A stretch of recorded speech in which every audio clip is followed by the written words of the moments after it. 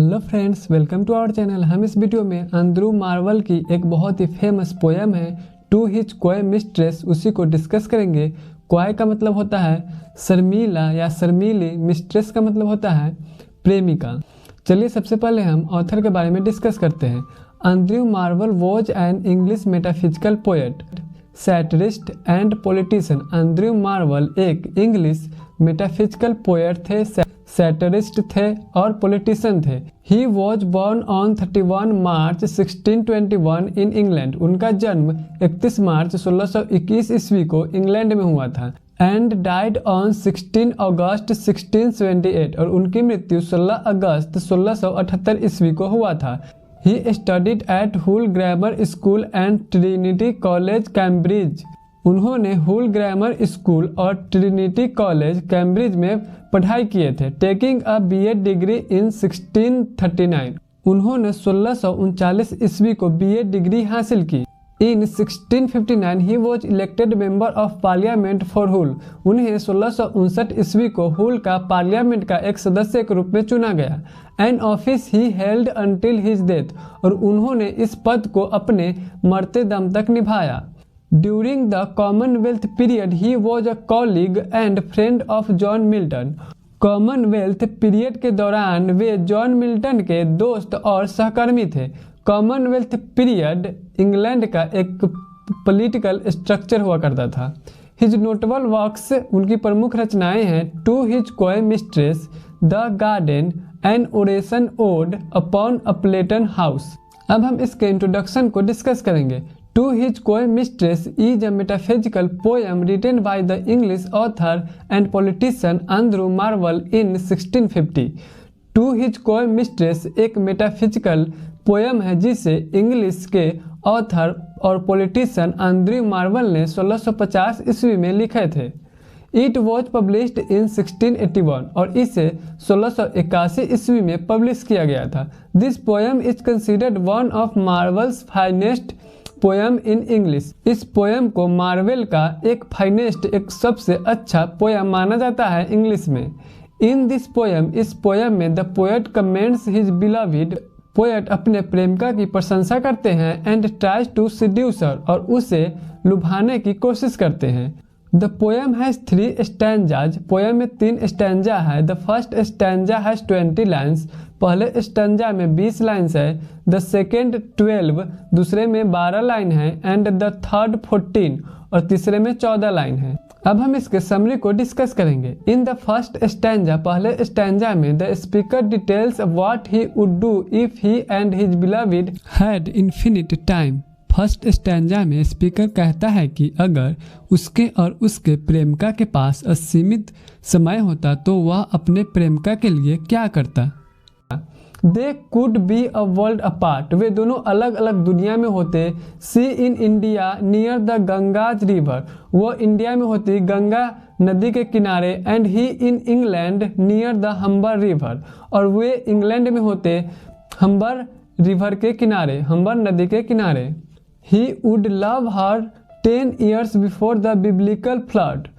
वे अपने प्रेमिका को 10 ईयर पहले, बिब्लिकल फ्लड होता है एक, उससे 10 ईयर पहले से ही प्यार करते। She could refuse him until the conversion of the Jews और उनकी प्रेमिका उन्हें ज्यूस जब तक क्रिश्चियन नहीं बन जाते तब तक वो मना करती। और until the end of the world और या जब तक ये दुनिया खत्म नहीं हो जाती उनकी प्रेमिका उनको मना करती। इसमें कोई उनको आपत्ति नहीं थी।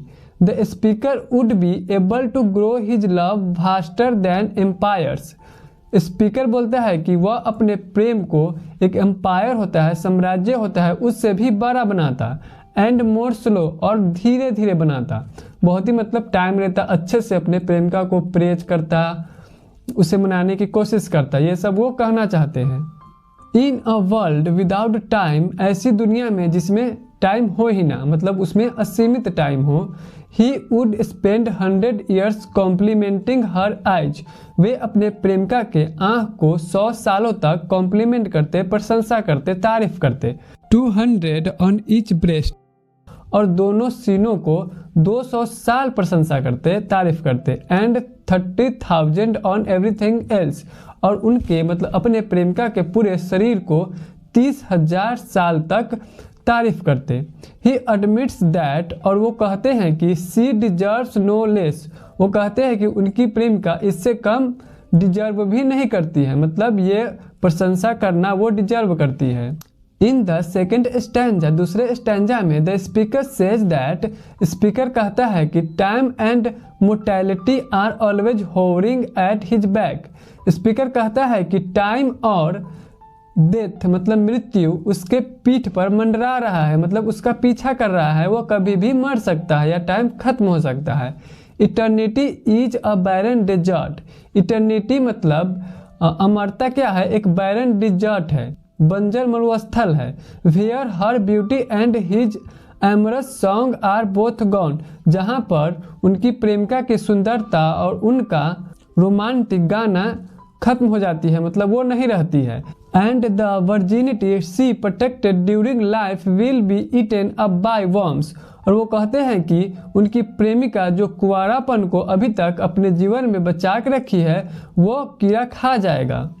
हर honour will turn to dust, उनकी जो ऑनर है, सम्मान है, वो डस्ट बन जाएगी, धूल बन जाएगी। And his lust will turn to ashes, और उनकी चाहत है अपने प्रेमिका के लिए वो राख बन जाएगी।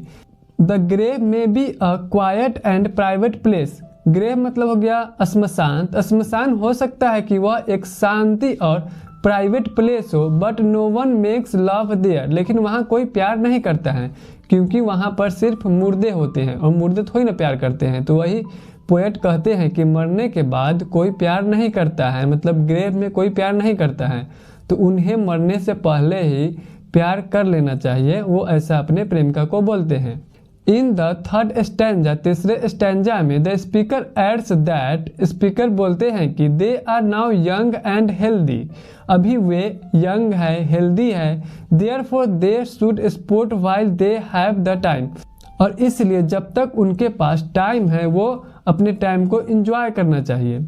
अपने बिलविड को ये कहते हैं। He says they should be like birds of prey, वे कहते हैं कि उन्हें बर्ड्स ऑफ प्रे की तरह होना चाहिए। बर्ड्स ऑफ प्रे का मतलब हो गया शिकारी पक्षी की तरह होना चाहिए। एंड स्वेलो देयर टाइम, और अपने टाइम को स्वेलो मतलब निगल जाना चाहिए, मतलब उनके पास जो भी टाइम है उन्हें शिकारी पक्षी की तरह अपने टाइम को एंजॉय करना चाहिए, प्यार करना चाहिए, ये सब वो कहते हैं अपने प्रेमिका को। They should make a single ball of all their strength and sweetness, वे कहते हैं कि उन्हें अपने स्ट्रेंथ, अपने ताकत और मिठास से एक बॉल बनाना चाहिए।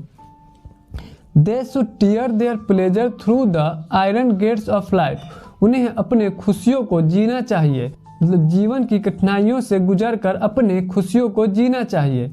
उन्हें मतलब बर्बाद नहीं करना चाहिए, उनके पास जो जीवन है, टाइम है।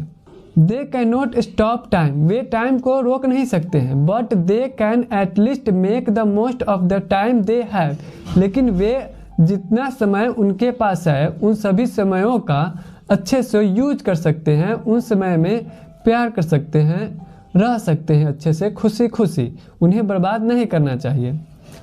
यही पोएट कहना चाहते हैं इस पोएम में। अब चलिए अब हम इसके कंक्लूजन को देखते हैं। वी कैन कंक्लूड दैट, हम लोग निष्कर्ष निकाल सकते हैं कि this is a love poem, यह एक लव पोएम है।